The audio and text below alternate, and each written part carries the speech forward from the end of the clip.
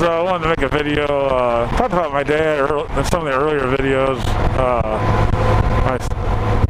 Anyway, I wanted to talk about when he died. I was 18, still pretty young, and after divorce, they got divorced when I was 8, and then he kind of floated around and couldn't hold the job down. And for a while there, he moved out of St. Louis to Steelville. And from what I understood back then, he was doing odd jobs and stuff. And he had moved back to St. Louis probably a couple years before he had passed away. And he had first moved on to Nebraska over my grandboy. And I had lived probably about 4 miles from where I lived, maybe a little more. And I rode my bike over there a couple times to see him. And back then, Scramble was still kind of a rough street to ride a bike on. Now it's got a bike lane, so it's a little bit better. But back then there was no bike lane or anything. And then we were like 15, so it was not easy to go see him. And then he didn't have a car, of course, because he couldn't hold down a job. And anyway, I would go over there. This before cell phones and stuff, so sometimes you go there and he wasn't there. So I didn't see him a whole lot when he moved back to Nebraska. And then eventually he moved over to Louisiana by Holly Hills. He lived in a little flat there, and the guy next door to him was the guy that was getting him my job to do, I guess, giving him money. I think the guy owned the building, I'm not 100% sure. And was letting him live there in exchange for helping him out with his job. And I think that guy was some kind of contractor. And I went over one time and he had told me that my dad is handier than a pocket on a shirt, which was kind of a funny expression or a funny saying that I'd never heard. So that kind of stuck with me. Nice guy. But anyway, me and my dad kind of reconnected when he came back to St. Louis a little bit. I'm not saying we were best buddies, but I'd go see him and visit him and stuff. And when he moved to Louisiana, I was driving at the time, so I would go there and pick him up. And a lot of times, I was working on a 72 Chevelle. It was at one of my mom's friend's garages. A lot of times he would go, I'd pick him up, we'd go out there and work on that a little bit. He wasn't really a mechanic. He didn't know that much about cars, but he would just go and hang out or whatever and talk. And I didn't really know about his health condition at the time. He always kept that stuff away from me, so I didn't know. But evidently he was on medicine, his liver was about ready to give out, and he had to stop drinking.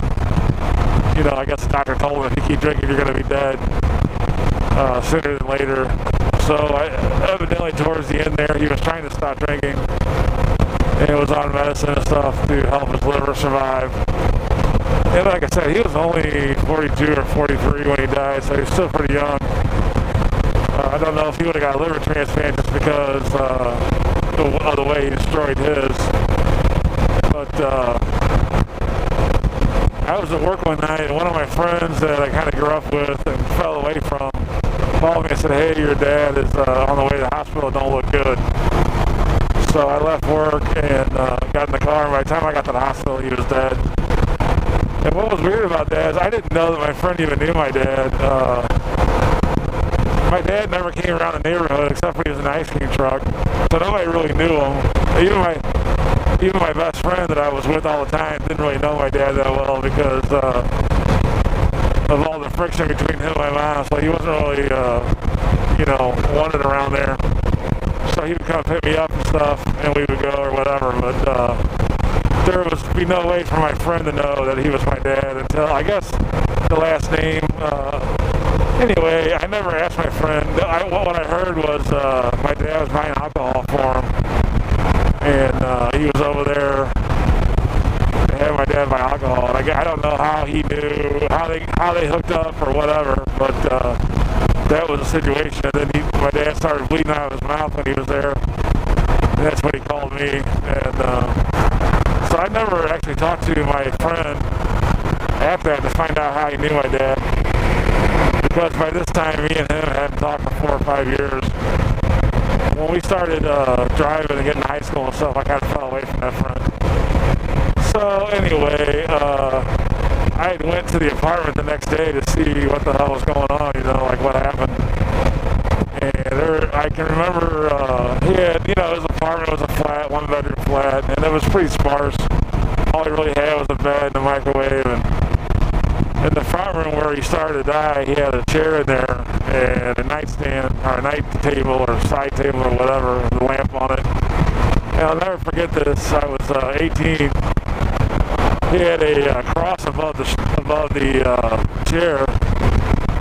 And like I said, my dad, we didn't have deep conversations. We were pretty close up until the divorce, but you know, I was 8, so we would just do fun stuff, you know. We didn't have deep conversations about life or whatever. But you know, I saw that cross above there, and there was all this blood all over the carpet and stuff. And from what I understood at the hospital, it was a pretty brutal death.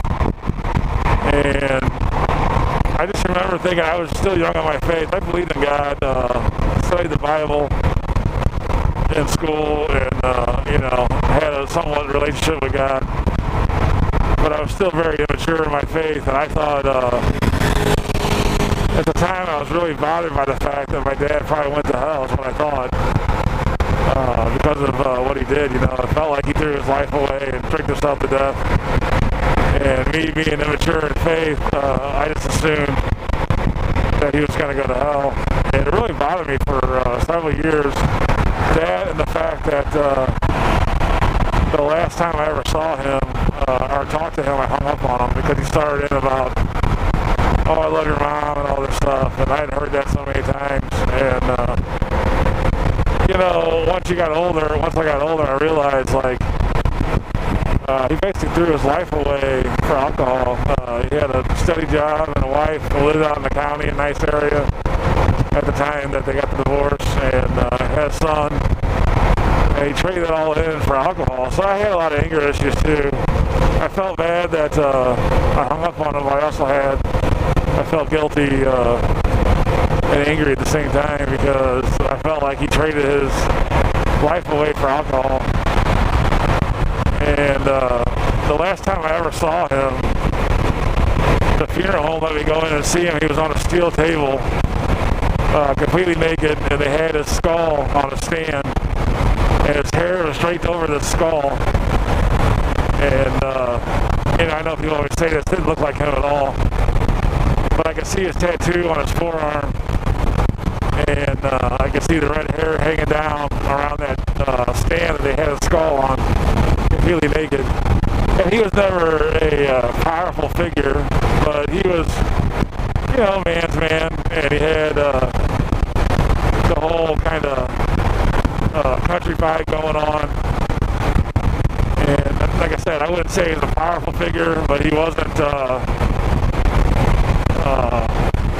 at least in my young eyes, he wasn't, I guess I'm just trying to say, he went from being what seemed to be a healthy, strong male to almost being unrecognizable on that steel table after all those years of alcohol. And you know, obviously, he slowly degraded over time. He looked, you know, I guess I had pictures of him when I was 8, and he looks, you know, like a healthy young man. And as it went on, he started to bald towards the end, and was getting skinnier and skinnier. He was always skinny, but he was really getting real thin. So, wow, they got to stop in the middle of the highway here. Oh man, all kinds of chaos going on here. So, you know, it wasn't until I got much older that I realized that some people just can't beat their addictions. So,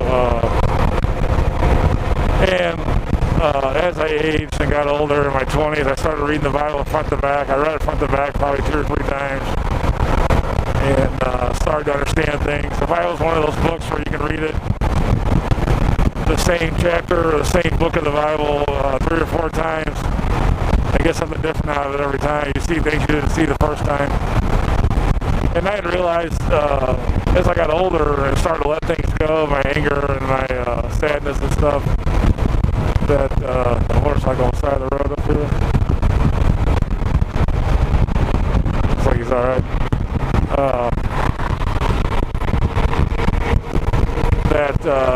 The Bible says if you have a mustard seed of faith, you can move a mountain. And I believe my dad had at least a mustard seed of faith. I don't think he'd have a cross above. I mean, the man had very little possessions, worldly possessions. And the only thing he had hanging up on his wall was a cross with Christ on it.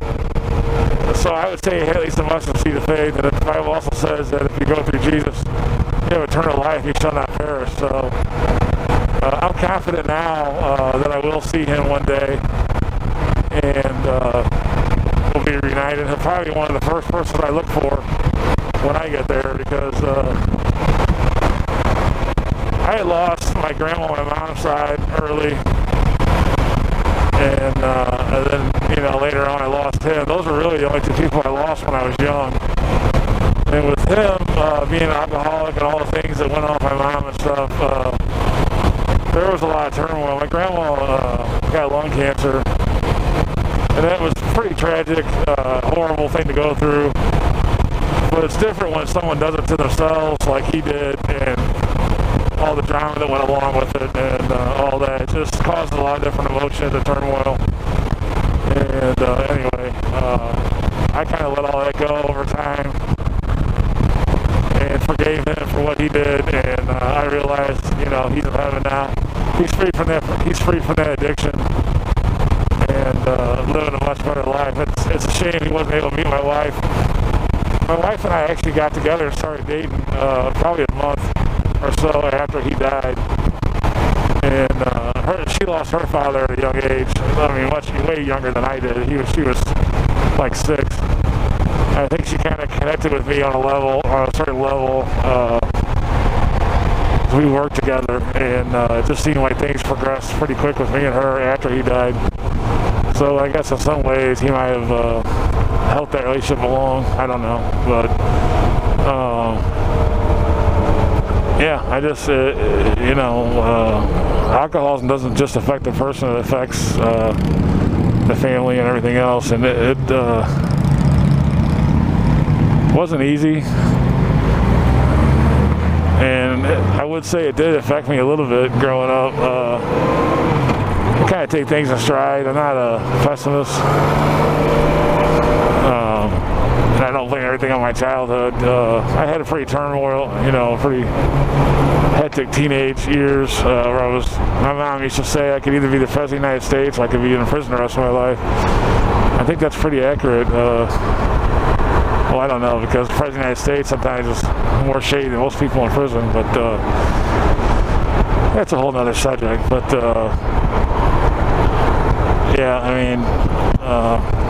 if you know somebody struggling with it, or if you're struggling with it, sometimes people get free from it and live productive lives. It just wasn't going to happen with him, I think, no matter what. He destroyed his liver by the time he was 43. He would drink so much. I don't know what he was up to a day. The thing I do remember about it, you always drink beer. You drink, I've had at least a case of beer a day, if not more. And when I went back to the apartment after he died, he actually had hard liquor on the stand right by the chair where he was sitting. So I don't know what caused him to get into that or whatever, but he had Jack Daniels and some other stuff sitting there, and I really never saw him drink any of that stuff growing up. Like I said, me and him never had deep conversations. The parenting style of him was he'd pick you up and do things here and there, and then he would go talk to his buddy and drink beer, and then I would just do whatever. It's not nowadays. You got these helicopter parents taking you to games, and that's not how it went down back then. So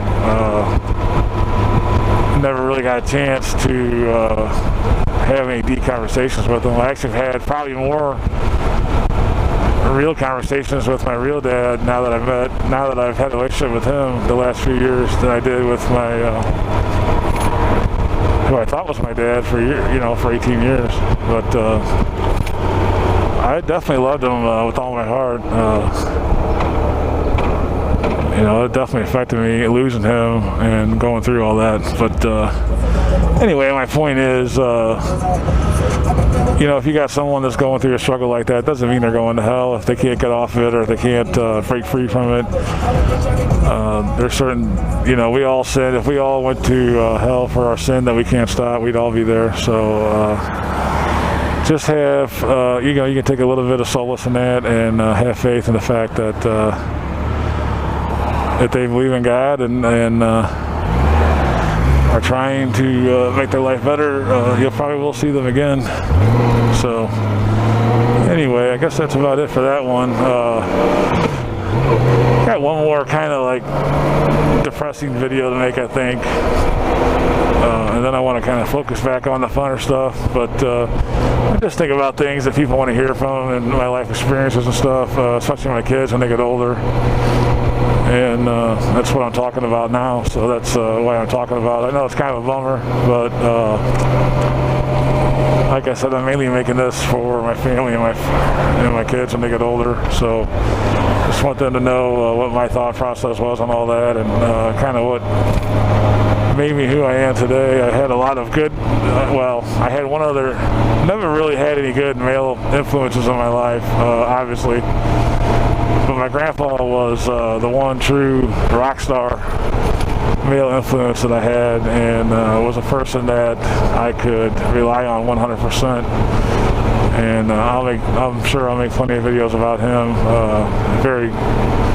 The only man, even to this day, that I really ever respected or would do what they say they're going to do.